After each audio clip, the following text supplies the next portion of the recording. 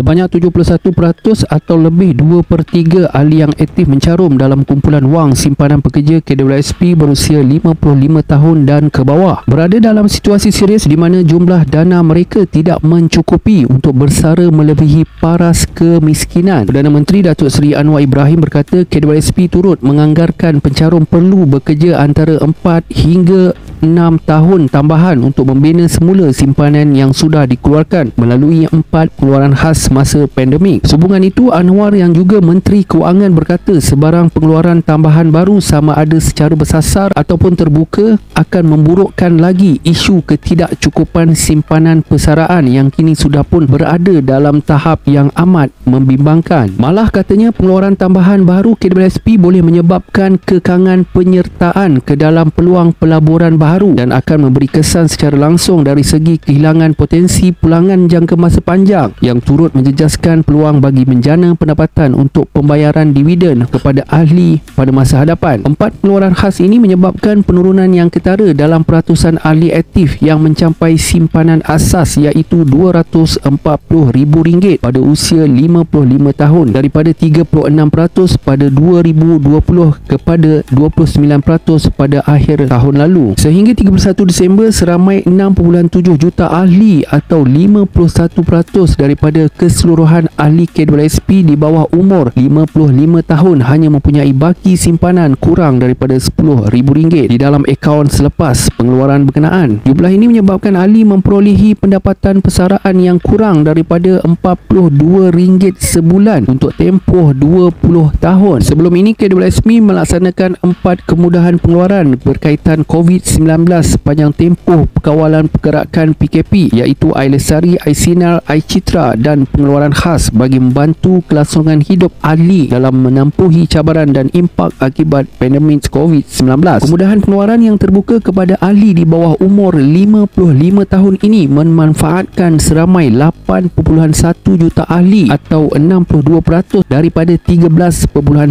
juta ahli yang layak. Pada masa yang sama, Anwar berkata mereka membuat sekurang-kurangnya 1 pengeluaran daripada 4 kemudahan pengeluaran yang disediakan membabitkan jumlah pengeluaran keseluruhan bernilai RM145 bilion.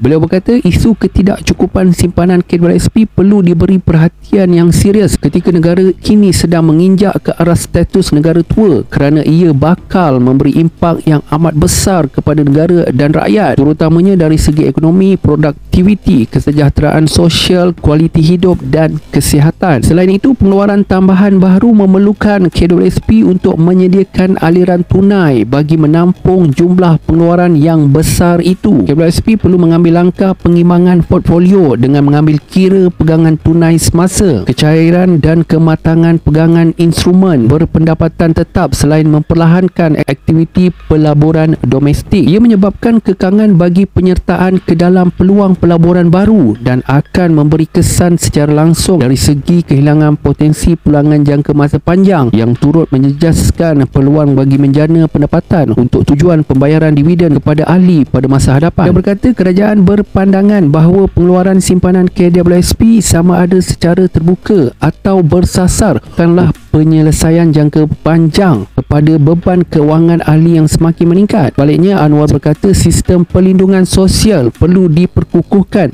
bagi memastikan rakyat Malaysia mempunyai perlindungan apabila berlaku perkara yang tidak dijangka seperti kehilangan pekerjaan dan pendapatan.